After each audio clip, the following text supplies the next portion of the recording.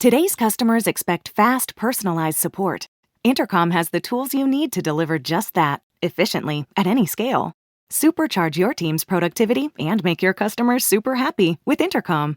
Learn more at intercom.com/support.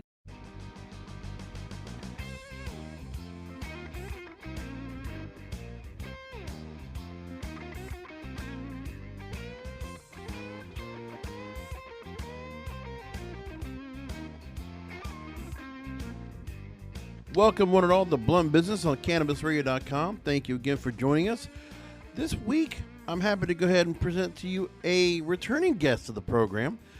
My next guest actually joined me back in November 2018 when we were just running through episodes. And I think at the time I was producing 3 episodes a week, something just some tireless pace at that time. Anyway, my guest runs California's leading wholesale cannabis marketplace and distributor. And they are the premier licensed cannabis wholesaling platform supporting over 150 brands and supplying the entire network of California dispensaries with top-tier products. Welcome back to the program, the co-founder and CEO of Nabis, Vince Ning, here back to Blunt Business. Vince, glad to have you back on. Yeah, thanks for having me back on. It's great to be back here after a couple of years. A little over 3 seems like years. a lot's changed. And it has. Let's talk about how that's been like that. So now you are serving 99% of licensed retailers in California. You're offering clients a variety of services and offerings. Notably, you're acting as a distribution middleman for cannabis cultivators and retail brands, and you're offering assistance with compliance logistics, warehousing, pay collections, financing, sales, and marketing. You've added a lot more to the portfolio. And then you also now have fulfillment warehouses in Los Angeles and Oakland. You're working with 80 cannabis brands, distributing to more than 700 dispensaries, touting a 36-hour turnaround time. So it's been 3 years. Talk to me about the progress. Yeah, back then, we probably had a team size of maybe 20, 30 people distributing products. I was still getting in trucks delivering products when we were shorthanded. Now we have a lot more to our platform. Like you mentioned, we distribute products for quite a few people across California. I think the new number is up to a little over 150 individual brands now, and it's been phenomenal in terms of what we've been able to accomplish in terms of helping out the industry in California. We always, when we started this business, sought out to support as many operators on both sides of the marketplace. So either on the supply side with brands or on the retail side with brick and mortar stores or delivery businesses. And we every day we just think about how we can continue to support the next little guy that's coming up to the stage to come to market. And our platform now helps support not just fulfillment, but also sales and marketing through our marketplace, data analytics tools, financing as well. And so it really helps a brand get from day one up to being one of the largest brands in California. So it's been exciting to see, and obviously every day is a new challenge, but a lot's happened in the past few years. With the last few years being 2 years of pandemic, which is another thing that's very amazing.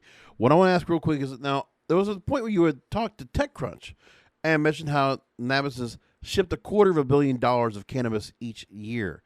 And with additional funding, you expect to reach 25% of the state's legal cannabis market and disrupt this $4 billion market, which I will talk more about where the market is right now. There's a lot to be said about it. But, number one, we're still not legalized yet. I mean, you do have the state legalization, adult use, and medical in California. But the level of growth you've been able to do and how quickly it's been done and how you've overcome the pandemic. Like, talk to me about, the obstacles have been put in front of you. Yeah, the pandemic definitely changed the face of the industry along with the world. And we're definitely not excluded from any of that. When the pandemic first hit, it was pretty unclear whether cannabis was going to even be essential or not. And it was interesting to see that, the industry rallied back and, made cannabis essential. And I think for good reason, due to all the medical patients out there. And there's quite a bit of tossing and turning in the beginning, just given the CDC was announcing new guidelines seemed like every day.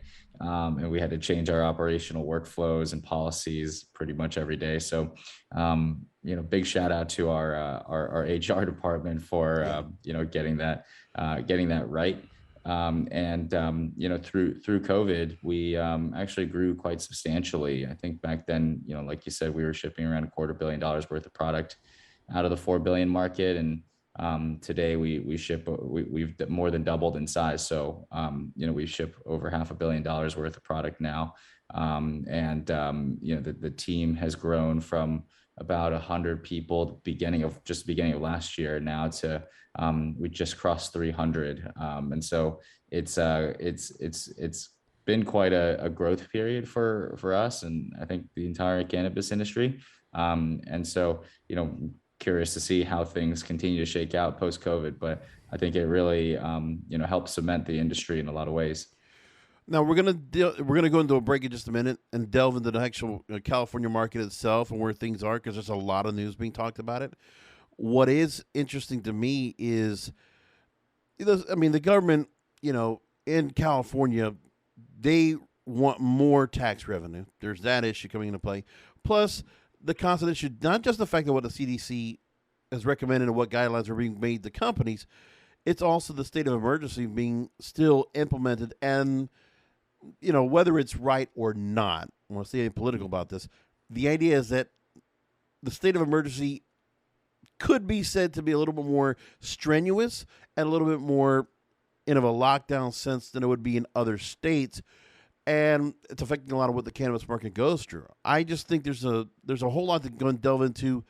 Now that we're out of this, I think, the idea is going to be that we're going to have certain implementation of things that have changed because of the pandemic, whether it's business or HR related, and that's going to be just staying as it is.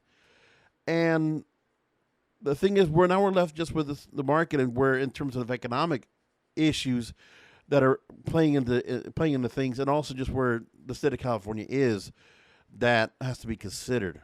And we're going to talk about that after a short break. Again, welcome back here, co-founder and CEO of Nabis, Vince Ning, here on Blunt Business. Really glad to have him back on the show. We'll have more questions for him after this. Rolling into some sponsors, but we'll be right back with more Blunt Business.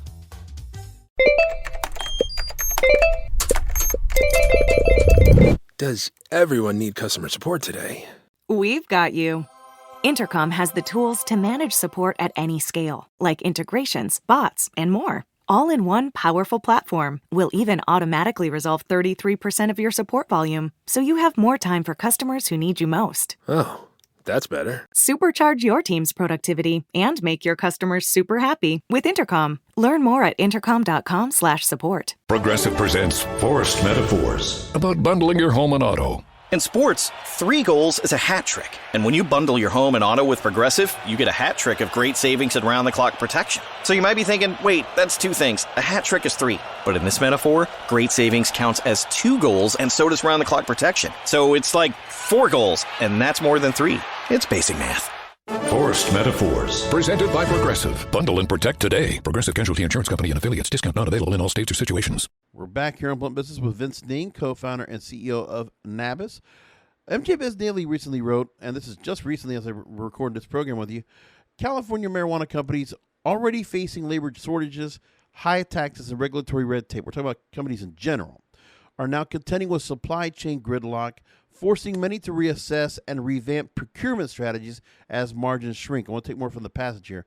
The constraints which have gripped the global economy are a combination of pandemic-fueled labor woes, shipping and product delivery delays, as well as rising prices on everything from raw materials and equipment to fleets and utilities. And Nabis, for its part, you're facing significantly higher costs for your third distribution center that's set to open in the summer of this year.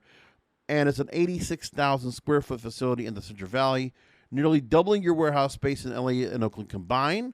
You have seen construction, renovation, maintenance, and fleet costs rise rapidly the past 6 months, while procurement cycles on some products have been delayed weeks. There's a lot that's going on here within California. I give you great kudos for the continued growth and for staying the course on your progress of what you're looking to do with the company. But talk to me about these obstacles here that are going on. Yeah. I think first and foremost, it starts with with COVID. I think it changed a lot of the way that global supply chains work. Everything from raw materials, packaging, even shipping across overseas. If you're trying to import things, those take a long time now. And it's really hard to predict. Even personally, I bought some furniture at the beginning of COVID. It took me about 6 months to receive it, Oh, and then lately I bought some new furniture and it took about 3 weeks. So it's really hard to say what the timelines are, which means it's really hard to predict when we can actually give correct expectations to our clients in terms of when we can actually be open for business in certain areas. But we always, I think the main point is just trying to stay communicative. Obviously the show has to go on and we have to procure these items. We have to launch our warehouse. We have to support more of the industry because, the train doesn't stop. But it also, we also have to think about the global financial market as well, where, another big impact is basically the government dropping trillions of dollars into the economy in the US. And so creates a lot of inflation. And starting with that, it, obviously raises costs of goods and costs of services across the board. And so, we need to think about how we need to adjust there in order to ensure that everyone from our clients are happy to our internal team and employees, because everyone's feeling the hurt right now. And so, when we're actually doing annual budgeting right now, and a lot of this is, right at the forefront in terms of topics of discussion. So, it's something that I imagine every business is going through right now. Otherwise, you're not going to be prepared for what's to come in the future, especially with, interest rates hiking and potential slowdowns of the economy. now there's been a lot of talk about how there are companies that are looking to leave California. There's also homeowners. It really just the level of taxes that are being pushed upon, and just the pricing just for facilities. I can only imagine how much that new facility in Central Valley is putting up compared to what it could have been a couple of years ago, where inflation has just come into play, plus the taxes that are being put on, plus property taxes are just surmounting. But now I want to find out, maybe there's another way to go and look at this because of the fact that, the state of California needs the cannabis industry to do well. Because if you have certain industries that might be upending and moving to other states, then California needs to be understanding that, okay, they need to be more reliant upon the cannabis market. Thus, are they going to give more breaks to the industry? Or do you feel like there's some ways that the cost might be something you have to go and take it at this point, but in the long run, it's going to work out? Right. Yeah. I mean, I think you're referring to this cannabis coalition that's been forming across California, Right. with a lot of the major operators and small businesses out there. And I think everyone's pretty much on the same page about taxes being too high, and there not being enough retail access points. And so, with on the topic of taxes, I couldn't agree more. I think, while I get that the government needs to tax this industry, it is a big revenue generative opportunity for them. The industry has to be able to survive first. I can't, count the number of businesses that have gone extinct in the past few years just because of, minor changes in the macroeconomic economy, and large ones like the pandemic as well. And so, as a government, I think it's their responsibility and role to ensure that the marketplace is, first of all, fair and regulated for cannabis, but also sustainable. And one of the big levers they can work with is tax rates. And over the next couple of years, if we're to actually, a lot of the operators are to actually survive and be able to fight against the illicit market, even, prices of goods at the consumer level just needs to come down as well, which means, starting with taxes. And, I think operators here in California are getting a lot better at producing and shipping and distributing at economies of scale that lowers the cost of goods sold. But, there is still that one major piece of the taxes as well. I think there's coupling of that with this other macro trend of this oversupply of production of raw flour in California as well, which is significantly dropping pricing, which is a good thing for consumers. But ultimately, for instance, there's a cultivation tax that the state imposes that is charged based upon the volume weight of flour that's produced. And so when the prices come down, the tax doesn't actually come down because the weight still is the same. Right. And so, ultimately the percentage of fees of taxes that a cultivator will pay at the end of the day actually goes up. So, it's quite unsustainable at this point. So the ask is for the government to amend that, or to give us some relief on taxes. And I think the press and the efforts with legislators and regulators around this topic has been moving in a positive direction so far. Governor Newsom has stated that in his budget he would listen to cannabis operators and make certain changes and amends to help the industry, because ultimately it benefits no one if the industry doesn't exist, because then they'd have no one to tax either. There's something interesting you point right there when you're talking about the cultivation tax, because of the idea when you brought that up, I thought of Canada because of the fact that if there is an oversupply right now in Canada where there's legalization, they're able to go ahead and set up import export, so they're able to get it to other countries to at least go ahead and undo some of that extra supply that's there, so that the cultivation tax can be something more manageable. In Canada, their excise duty on dry cannabis flower is $1 Canadian per gram, or 10% the value of the gram. So for them, they found that way to get around, but that's something that California doesn't have yet until there's some kind of relief. Now, I'll go and ask about that real quick.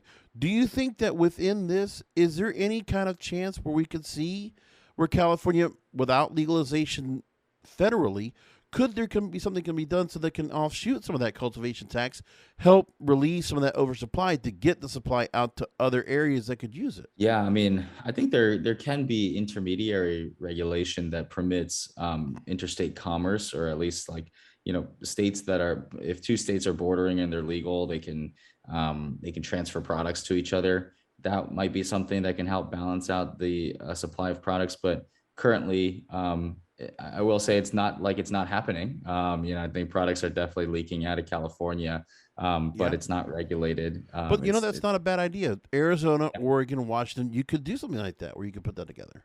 Yeah, pretty much the entire West Coast is legalized recreationally. And so, that would be an amazing reform. And I think if governments were, even state governments were progressive enough to, push the line out a little further, then the oversupply wouldn't be as balanced. But, I tend to think that, the balance has to come between East and West Coast, or even out to the Midwest, though, because a state like Arizona, the cost to produce is even lower sometimes than California. Mm-hmm. So and Oklahoma has an overproduction problem. So further and further out west you get, there's just this buoying of supply. So unless it can make it out to markets that are totally dry in cannabis, there won't be a balancing, because every state is oversupplied. Well, it's kind of like what was that one political candidate that's just too damn high. Now, but the thing too is with California, I'm looking at the information that the government has given and the amount that they've actually received, and this is from August 2021. Since January 2018, the revenue they received in taxes is $2.8 billion. $1.4 billion came from cannabis excise tax, $347 million out of cultivation tax, and $1 billion in sales tax. I just don't know what the number is that the California legislature expects to get from cannabis that would actually, be enough for to go ahead and balance out their budget. I just don't know what that number is. Yeah, I mean, I think California, one of the things that the coalition dug up was that California state had like a $50 billion surplus on their balance sheet last year. And so, part of the argument is like, hey, you don't need to be taxing the cannabis industry so heavily if you're already running a surplus. And we would like some help back, given that, if you want California cannabis to be the marquee state, the mecca, if you will, of cannabis in the U.S., then you need to help it thrive. And so part of the ask is, it doesn't is that it doesn't seem like the government's really hurting for money in California, and B, operators are hurting because there's no reform. It's amazing. Even the fact that I remember I talked to another guest a while back about when we were talking about vapes and how much the vape pens were actually in California. Just that alone is the vape tax in California is 63% wholesale. Just that's crazy. That's more than, and that's way beyond everybody else. Yeah. I think except for Minnesota, 95% wholesale. But now, I want to take one thing that's being talked about. You mentioned the coalition. High Times reported about this. A letter dated December 17th of last year. Over 24 cannabis executives warned Governor Gavin Newsom, President Pro Tempore Tony Atkins, and Speaker Anthony Rendon that the cannabis industries in the state is on the verge of collapse. And the letter says only major tax cuts and a rapid increase of retail operations can save the industry. 2/3 of California cities lack dispensaries since local governments authorize sales and production. So we just talked about, if there was a way to create some interstate commerce, some intermediate regulation, like you said, where the oversupply could be pushed off and exported somewhere else within the country. Or, I don't know if it could be done where you could actually, you have ports there, if it could be taken off overseas or, sent to another country. Anything like that could be done. The other part is, it's trying to figure out what can be done in terms of the tax, if there's any tax cuts can be done, or any kind of communication with other municipalities so that there are more areas that can be serviced by the cannabis industry. Is there anything else you can think of that can be brought to the government that might be thinking outside of the box that can help the industry in general in California? Yeah. Thinking outside the box, I would say banking is a big issue. There's so much cash floating around. It creates compliance problems, security problems, late payment problems that also damages the viability of a lot of businesses if they don't get paid on time. And in electronic form, and if they don't have a way to convert cash to electronic funds, it's really hard to do simple things that you don't even think about when you run a business, such as pay payroll or pay your vendors. Those generally are. There's so many tools out there for a non-cannabis industry, but for instance, when we try to sign up to just use Expensify to reimburse our employees for costs, Expensify kicked us off because we were a cannabis business. So simple things like that could really make life a lot easier operating in the cannabis space. Yep. There's a whole lot of ideas. Hopefully that maybe some of those from the legislature might be listening to this program, or the companies that might be looking to find out what can be done in terms of relief for those said companies to help them out. I like the fact we got a chance to brainstorm that a little bit here on the program. Coming up after the break, I want to also talk about, which we never talk about, you and the partner you worked with to go and create Nabis, and this great company you have it as, Jun Lee. I want to talk about the business model, and I want to talk about more about the analytics that we didn't get a chance to talk to yet, because we did quite a bit on the last episode, Nabis Capital and Nabis Analytics. I'm here with Vince Ning, co-founder and CEO of Nabis, here on Blunt Business once again. Back after a short break. Rolling into some sponsors, but we'll be right back with more Blunt Business. We're back again with Vince Ning, co-founder and CEO of Nabis, here on Blunt Business. Going to shout out to Insider.com, Kimberly Leonard, Jeremy Burke, who have both appeared on the program. And one of the few times I get to look at an Insider.com article that does not have a big fat paywall behind it. I got to read about your story about you and your partner, Jun Lee, and the Nabis business model has stood out as a prime advantage. Unlike many in the space, Nabis doesn't take equity in partner companies or own any of the products it ships. Two noticed competitors struggled to scale the market as mature, but Nabis didn't experience the same results. You said to them, quote, "We are this even-keeled, unbiased platform that pretty much just offers a service." And you added that approach resulted in avoiding any conflicts of interest and being able to provide a cheaper distribution offering. And you've also helped live up to your own endeavors. Instead of just helping a few choice partners, you've helped grow and develop as many brands as possible. Quote, It's really helping everyone from the biggest brands to the smallest brand. Knowing that the cannabis industry is still so nascent right now, we want to be there to support everyone across the supply chain and the economy to make sure that everyone has a fair chance of getting to market. So I wanted to let you expand on what you've been doing there and how you've been helping out so much other companies and growing yourself. Yeah, for us, like we're built very differently than a traditional distributor. Traditional distributor is, just to define that a little bit, is the combination of of a sales team that sits on top of a logistics platform that can fulfill the products that are sold at wholesale. For us, we actually handle the fulfillment side, and the sales side is essentially handled by our marketplace and brands' own sales teams. So ultimately, excuse me, ultimately, we thought that this model was something that is far cheaper because we don't have to pay expensive sales staff. So, ultimately, when a brand uses our platform, they pay about half the rates that any other traditional distributor would charge. And they get to take that additional money back and spend it on their own sales staff. And excuse me. Take a second. Yeah. And what that creates is really just a platform where brands can sell their own products, tell their own stories of their own products and brands, and use us as like a fulfillment platform, and also be able to accelerate their growth with our software tools, such as our marketplace, our CRM, analytics, financing tools, and ultimately the brands get a direct relationship with their retail buyers. So for us, we came at this idea from I guess like this sector of the industry with an idea that was really built from first principles, if you will, where this is one of the first few regulated supply chains that have been ever created or permitted to be legalized since the inception of the internet. And so we wanted to really involve tech into this space and really drive down costs and really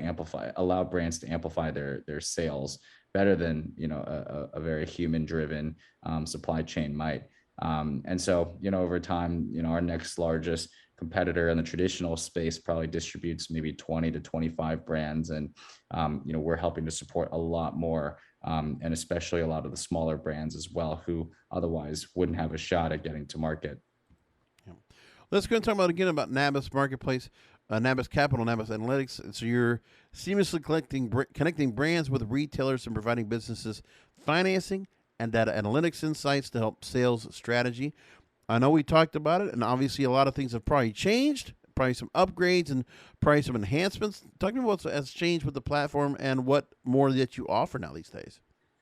Yeah, I mean, since last time we talked, we didn't have a wholesale marketplace. Mm-hmm. We didn't have our financing platform called Nabis Capital, and we didn't have analytics tools, and we didn't even have a retailer-facing software portal as well, so they can track their orders and purchase products. Yeah. And so all of that combined has really created this one-stop shop of a platform for both brands and retailers to be able to transact in as streamlined of a way as possible. And Nabis will handle all of the hairy business in between around, fulfilling the products, around compliance related to that, around, collecting payments, processing the cash, and ensuring that, the supply chain and orders are streamlined as streamlined as possible. That's great.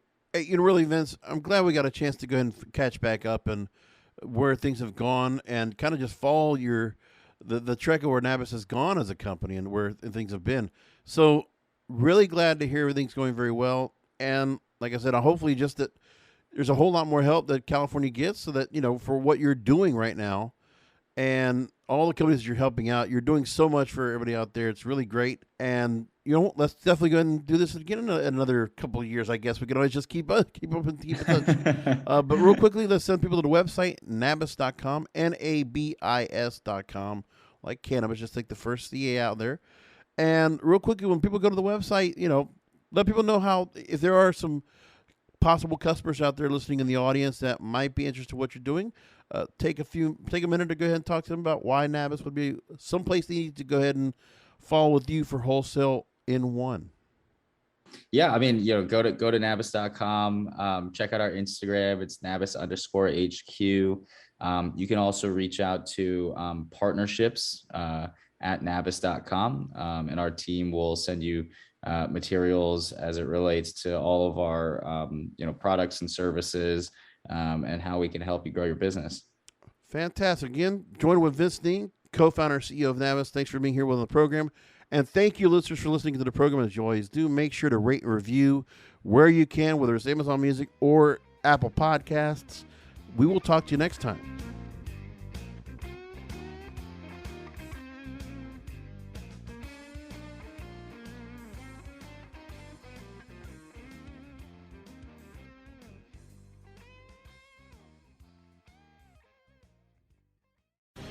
The opinions expressed on this CannabisRadio.com program are those of the guests and hosts and do not necessarily reflect those of the staff and management of CannabisRadio.com. Any rebroadcast, republication, or retransmission of this program without proper consent is prohibited.